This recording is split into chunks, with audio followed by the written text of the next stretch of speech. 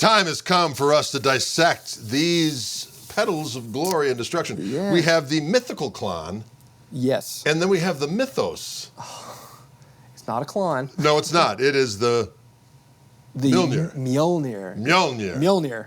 You could say it. People say it. No one can pronounce it. I love it. It was a mistake. Trust me, as someone who's with a last name like mine, I understand these problems. No one can say my last name either. So, but you definitely have it way worse than me. But anyway, so since I was coming here, I decided, hey, let's throw ye old Klon Centaur in my backpack. Yes. And let's do a good old-fashioned shootout because people have been asking for this, and I thought, who better to play than you? Oh, well, bless your twisted heart. The Wildwood Mjolnir initially was my interpretation of this, and then I got that, and I said, you know what, that's not quite right. Let's tweak it. So I did, and then subsequently, after a lot of them were out there, I heard from players, and then I did a shootout with my buddy Rhett Shull, and he said, you know, I don't think it's as close as you thought it was, and we started A-Bing them, and I was like, you know what, you're right. So, put it back under the microscope and started tweaking all the bits and bobs to be more like this, because I think the thing that people don't realize is they have this perception of the Klon being this really nasally, honky, narrow-sounding thing. And it kind of can be, but when you get one, when you get a good one, right? They just have this huge, big sound. There's a lot more bass than you think. There's plenty of treble. There's a lot more gain than you think. So I kind of reattack this to copy that. So we can go back and forth. I have a little loop switcher here that will take them out of the way, because if they're in line, these are buffered. And people say, and it makes sense, that the buffer, depending on which one's first, will affect the one after it. But I really, really adore this pedal and wanted to give it a good shot. I love it. So, this is serial number 1666. The number of the beast. Oh, wait.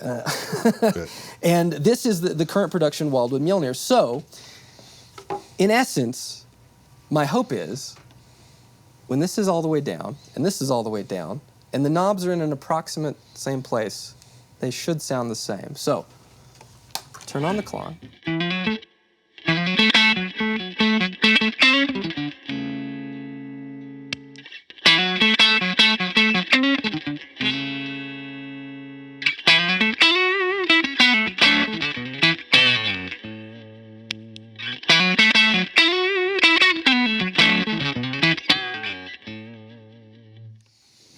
They're close. They're close. They're a little different. And the one thing, because we were talking about this before. Just the hair movement. Someone could, even when we were putting the knobs on, it could have been like this or like that. Right. And so trying to match that, but also all the parts in both of these have tolerances. So I think one of the things a lot of people think is every Klon is slightly different. Sure. They're not. Some were modded, and Bill would have written that on the board. The first 100 had a different circuit. But everything, the differences you hear between them is just the difference in the diodes and the parts. And so this is my, attempt to kind of distill all that. But sometimes you have to turn a knob just a teeny.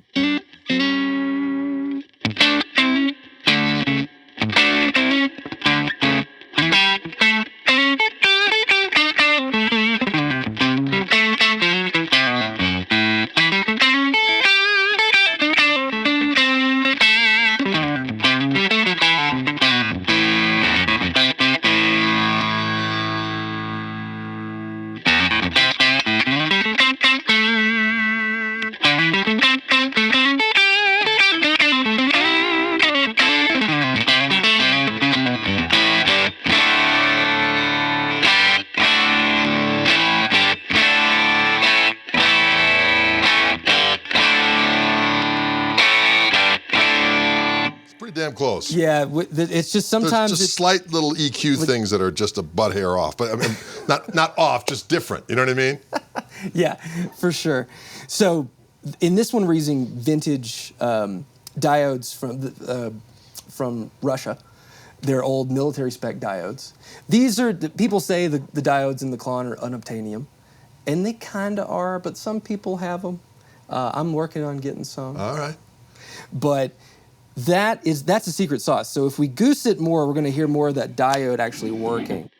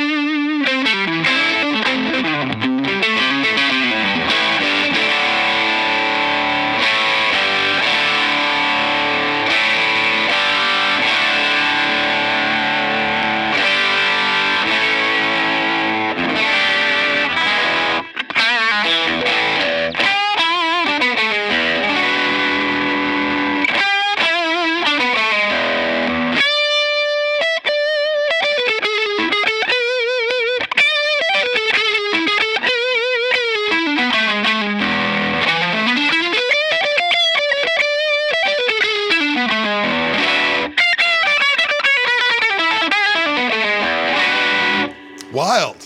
It's, you know, it's as close as I could get without going absolutely insane. Absolutely, I get it. So It's very, very close. yes, but to me, just in my, in my old deaf ways, this one's got just a little bit more compressy, a little low end thing, whereas this got more of a hi-fi thing that I've been noticing. yeah, it is, and I think a lot of that is just due to the components, and this. But they're so. I mean, this is. It's one of those things that if you turn the gain up and the treble down, Right. just literally this much, then it kind of approximates everything. And a lot of things can get a sound kind of like this. Right. But this is my hours of just sniffing the circuit board. Well, I'll tell you what. If I was sitting down and thinking to myself, well, do I want to spend $8,000 on this, or do I want to spend $350? I'm going to go. Yeah, this is going to do me just fine. $259. There you go. $4,500 maybe as of today. Who knows? But Wildwood it does really well with these, and we're really proud of it, and just happy that it's here for people to enjoy and add to their arsenal. It's glorious. Yeah. I love it. Well, Greg, why don't you play us out? I'm going to unplug the lights here and let the people decide which one they think. I like it.